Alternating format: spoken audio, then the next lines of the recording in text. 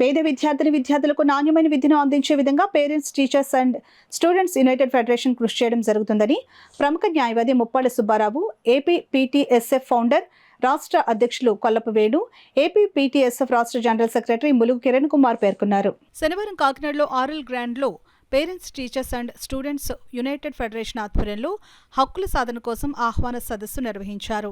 సందర్భంగా వారు మాట్లాడుతూ కేంద్ర రాష్ట్ర ప్రభుత్వాల అండదండలతో ప్రైవేటు విద్యా సంస్థలు దోపిడీ చేయడం జరిగిందని అన్నారు.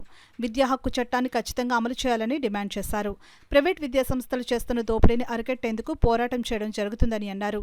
విద్యారంగాన్ని వ్యాపార రంగంగా మార్చడం జరిగిందని అన్నారు. సుప్రీంకోర్టు, హైకోర్టు సూచన ప్రకారం కేంద్ర, రాష్ట్ర ప్రభుత్వాలు ఎడ్యుకేషన్ యాక్ట్ను అమలు చేయాలని కోరారు. పేదలకు విద్య అందకపోవడం వల్ల నిరక్షరాస్యత పెరిగిందని అన్నారు.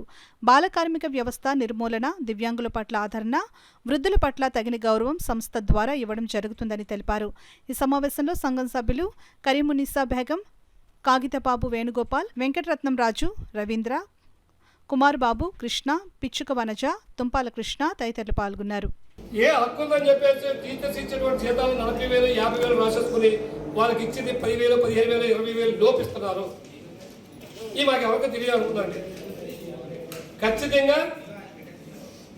మీరు మీ యొక్క విద్యా సంస్థల్లో ఫైర్ సేఫ్టీ కానీ, లేదా ఫస్ట్ ఎయిడ్ కానీ, లేదా తగినటువంటి ప్లే గ్రౌండ్ కానీ మెయింటైన్ చేస్తారో లేదా, చేస్తారో లేదో మాకు తెలుసు. మా దగ్గర ఇన్ఫర్మేషన్ ఉంది.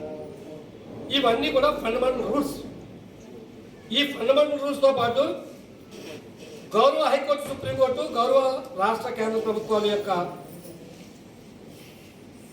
ఇచ్చేటువంటి ఈ యొక్క చట్టాలను కూడా మీరు ధిక్కరిస్తున్నారు.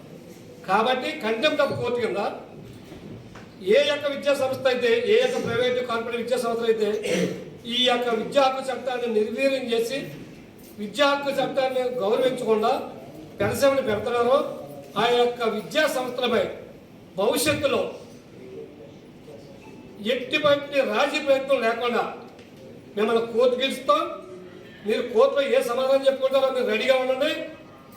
మొత్తం మీ డేటా అంతా మా దగ్గర ఉంది. మీరు ప్రజలకు కానీ, ప్రభుత్వానికి కానీ, కోర్టులకు కానీ ఏ సమాధానం చెప్తారో మీరు సిద్ధంగా ఉందని తెలియజేసుకుంటూ